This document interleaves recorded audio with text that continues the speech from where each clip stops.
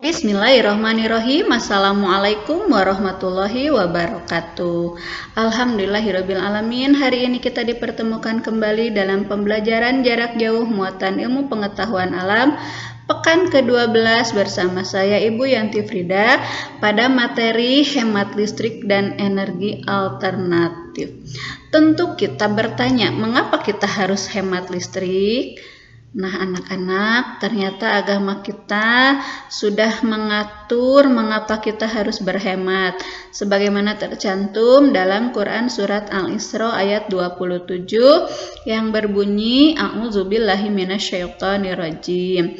Innal mubazirina kanu ikhwana asyayatin. Sesungguhnya para pemboros itu adalah saudara-saudaranya setan. Tidak mau ya kalau kita tergolong kepada saudaranya setan. Untuk itu kita harus berhemat. Kemudian bagaimana alasan logisnya, alasan ilmiahnya kenapa kita harus berhemat? Ternyata anak-anak, pada pembangkit listrik tenaga air sekalipun kita masih memerlukan bahan bakar fosil. Apa itu bahan bakar fosil? Yaitu yang dihasilkan dari sisa-sisa makhluk hidup jutaan tahun lalu. Contohnya apa? Minyak bumi dan batu bara. Tentu saja keberadaannya sangat terbatas dan untuk mengadakannya kembali itu memerlukan waktu jutaan tahun. Dengan demikian tentu saja kita harus berhemat. Kemudian alasan berikutnya adalah penggunaan listrik yang terlalu banyak itu mengakibatkan efek rumah kaca yang menyebabkan pemanasan global. Pemanasan global tentu saja akan menyebabkan perubahan iklim. Nah, bagaimana dengan efek rumah kaca? Artinya penggunaan listrik yang banyak itu menghasilkan panas. Panasnya terkungkung atau terjebak di bumi sehingga tidak bisa pantulkan kembali ke atmosfer sehingga bumi akan terasa lebih panas. Nah, ini akan kalian pelajari lebih lanjut nanti di pendidikan lingkungan hidup, ya. Nah, itu adalah beberapa alasan mengapa kita harus hemat listrik. Kemudian, tentu saja kalau kita sudah tahu maka kita bertanya bagaimana cara menghemat listrik. Nah, Ibu punya perbandingan jenis-jenis lampu ya. Ada lampu LED, ada lampu neon, ada lampu pijar. Ternyata anak-anak, ketiga lampu ini memiliki daya listrik itu kita nyatakan dalam satuan watt ya. Daya yang berbeda walaupun wattnya berbeda. Jadi memiliki terang yang berbeda dengan watt yang sama. Ternyata anak-anak 10 watt LED itu terangnya sama dengan 23 watt neon, ini lampu neon. Dan setara terangnya dengan 83 watt lampu pijar. Melihat angka ini, kira-kira mana yang harus kita pilih? Tentu saja lampu LED. Nah, karena nanti beban yang harus kita bayar adalah berdasarkan jumlah daya ya. Semakin besar dayanya, semakin besar tagihan yang kita bayarkan. Jadi kalian harus menggunakan lampu hemat energi. Selain lampu tentu saja ada beberapa alat juga yang ada pilihan dayanya. Maka kita harus cermat dalam menggunakan atau memilih barang elektronik yang dayanya tidak terlalu besar ya. Kemudian yang kedua, nah tentu saja kalau tidak digunakan, matikan lampu, matikan apalagi? Matikan televisi atau matikan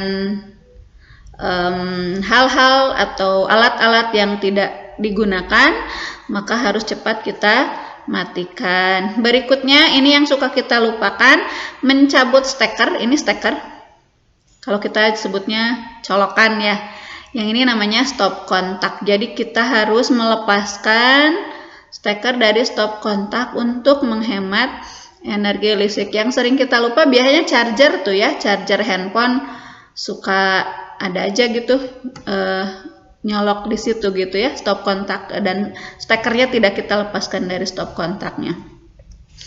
Dan yang ketiga tentu saja kita harus memanfaatkan jendela untuk ventilasi, sehingga kita tidak memerlukan AC gitu ya, untuk cahaya lampu juga, untuk cahaya juga, sehingga ruangan tetap terang dengan jendela ya.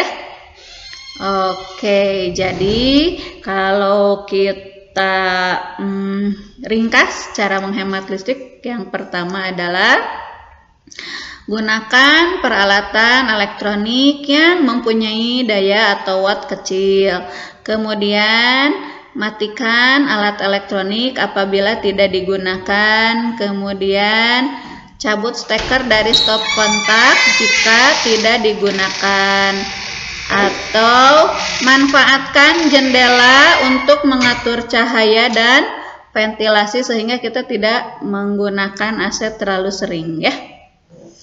Berikutnya adalah energi alternatif. Nah, anak-anak, karena tadi banyak sekali energi itu ternyata mudah habis, maka kita harus mencari energi alternatif. Apa itu energi alternatif? Energi alternatif adalah semua sumber energi pengganti bahan bakar fosil ya. Tadi sudah dijelaskan contoh bahan bakar fosil adalah batu bara dan minyak bumi. Ada beberapa contoh energi alternatif. Yang pertama adalah ini gambarnya, ini windmill ya, atau kincir angin ya. Kincir angin itu biasanya kita sebut dengan pembangkit listrik tenaga bayu. Jadi energi gerak dari angin itu nanti akan sama prinsipnya menggerakkan generator ya, menggunakan generator. Generator pada listrik tenaga bayu biasa dikenal dengan aerogenerator. Kemudian yang kedua, nah ini adalah PLTG, pembangkit listrik tenaga geotermal, atau ada juga yang nyebut PLTPB, pembangkit listrik tenaga panas bumi ya. Biasanya ada di bekas-bekas kawah ya. Contohnya yang terdekat dari kita adalah Kawah Kamojang ya. Di situ ada pembangkit listrik geotermal Kamojang. Prinsip dari PLTG adalah panas bumi itu akan memanaskan air dalam ketel ya. Kemudian nanti uap airnya akan menggerakkan turbin, turbinnya masuk ke generator, generatornya menghasilkan listrik. Kemudian yang ketiga, nah ini gambarnya, ini sudah kita bahas pada pertemuan sebelumnya, yaitu pembangkit listrik tenaga air, di mana energi potensial air berubah menjadi energi kinetik. Energi kinetik dari air akan memutar kincir air, kincir air memutar turbin, turbinnya nanti gerakan dari turbin akan diubah di generator menjadi energi listrik. Berikutnya yang keempat adalah ini berlimpah sekali ya di negara kita sebagai negara yang ada di khatulistiwa yang dapat matahari sepanjang tahun. Ini namanya pembangkit listrik tenaga surya. Bu, apakah di kita ada? Tentu saja anak-anak. Negara kita sudah banyak mengembangkan pembangkit listrik karena alhamdulillah Allah telah menurunkan begitu banyak energi yang berlimpah di Indonesia ya. Nah, prinsip dari pembangkit listrik tenaga surya adalah panas dari matahari itu akan diubah menjadi listrik oleh panel surya ya. Nah, Bu, di manakah ada PLTA? Misalnya PLTA kita yang terdekat ada pembangkit listrik tenaga air Saguling, Cirata, biasanya dalam bentuk waduk atau danau buatan ya. Kemudian kalau yang PLTG yang terdekat di kita itu Kawah Kamojang ya, antara Bandung Garut ya. daerah Majalaya ke atas. Kemudian ada PLTB, Bu, ada PLTB? Ada. Kita sudah punya di Sidrap, Sulawesi Selatan. Kemudian mana lagi? Nih, panel surya ya, atau PLTS. PLTS terbesar di Indonesia ada di Likupang, Minahasa di daerah Sulawesi Utara. Bu, hanya 4 ini saja? Oh, ternyata tidak, anak-anak. Banyak sekali energi alternatif yang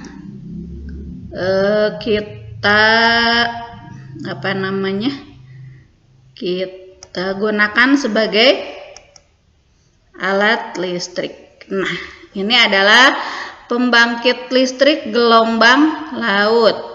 Alhamdulillah anak-anak, 2/3 bagian dari Indonesia berupa laut. Prinsipnya adalah gelombang laut itu akan memutar kincir, kemudian nanti akan gerakannya ini masuk, prinsipnya sama ya, ada generatornya, nanti mengubah gelombang laut menjadi listrik. Bu, di Indonesia sudah ada? Ada, anak-anak. Di mana ada yang tahu? Iya, pembangkit listrik tenaga gelombang laut itu adanya di Nusa Tenggara Timur ya, di Selat Larantuka. Kemudian ini pembangkit listrik tenaga biomasa. Biomasa itu apa? Nanti akan kita jelaskan. Tapi prinsipnya biomasa itu adalah semua makhluk hidup yang sudah mati kemudian bisa digunakan sebagai bahan bakar itu ya. Sederhananya seperti itu. Nah, biomasa ini misalnya nih dari gelondongan kayu ini dibakar, nanti dia akan menghasilkan panas.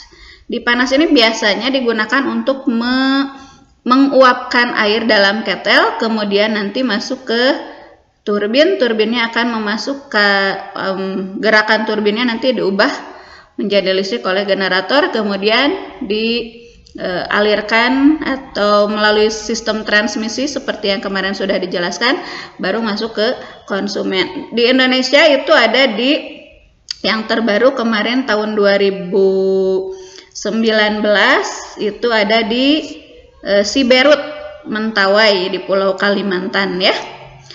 Nah, ini contoh lain dari biomasa adalah pembangkit listrik tenaga sampah. Jadi sama ya prinsipnya, sampahnya digunakan sebagai bahan bakar. Nanti dia akan menghasilkan uap air, uap airnya memutar turbin, turbinnya menggerakkan generator, generatornya mengubah gerakan tersebut menjadi listrik. Prinsipnya seperti itu ya. Kemudian, kita akan ada yang terlewat. Nah, kita akan membahas istilah-istilah yang sudah kita jelaskan tadi ya. Iya. Nah, yang pertama kita mengenal tadi apa anak-anak? Generator. Ini sudah ingat ya, sudah paham bahwa generator itu adalah alat untuk mengubah energi gerak menjadi energi listrik. Ada juga aerogenerator, yaitu generator pada pembangkit listrik tenaga bayu atau tenaga angin pada kincir angin. Kemudian ada panel surya. Panel surya tadi adanya di PLTS ya. Alat untuk mengubah energi panas matahari menjadi energi listrik. Kemudian ada geotermal. Geotermal itu panas bumi, biasanya dihasilkan dari gunung aktif ya. Kemudian biomasa. Apa itu biomasa? Biomasa adalah bahan biologis yang hidup atau yang baru mati yang dapat digunakan sebagai sumber bahan bakar atau untuk produksi industrial. Contohnya tadi kalau yang di Siberut itu menggunakan bambu sebagai bahan bakarnya ya, yang ada di Kalimantan. Wah, ternyata banyak sekali anak-anak energi-energi yang bisa kita ubah menjadi energi listrik. Bahkan kalau kalian menyimak berita, banyak sekali tuh ya penemuan-penemuan yang anak SD menemukan cairan atau getah pada tumbuhan jadi listrik ya, atau mahasiswa yang menemukan buah-buah busuk bisa menghasilkan listrik. Nah, kira-kira kalian mau membuat apa, energi apa menjadi listrik? Silahkan di komentarnya disimpan di bawah berikut ya. Demikian yang bisa Ibu sampaikan pada pertemuan kali ini. Untuk tugas insya Allah menyusul di grup WA masing-masing. Mohon maaf atas segala kekurangan. Mudah-mudahan pertemuan hari ini bermanfaat dan diridhoi oleh Allah Subhanahu wa Ta'ala. Tetap sehat, tetap semangat, tetap berharap bahwa kita akan dipertemukan kembali dalam tatap muka seperti biasa. Billahi taufik wal hidayah. Wassalamualaikum warahmatullahi wabarakatuh.